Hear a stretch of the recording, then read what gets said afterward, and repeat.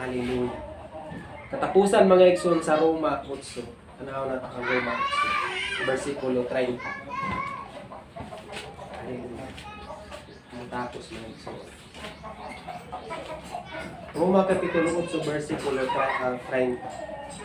Busa gitawag sa Dios kadtong iya nang gilain. Wala lamang niya tawga sila kundi gihimo usab niyang matarong o gipaambit sa iyang himaya.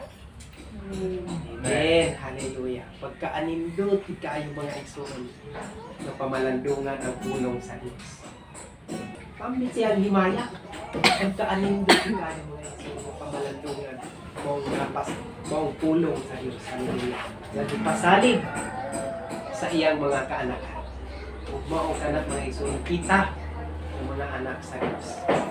Kita ang mga igsoon ni Ginoong Jesus.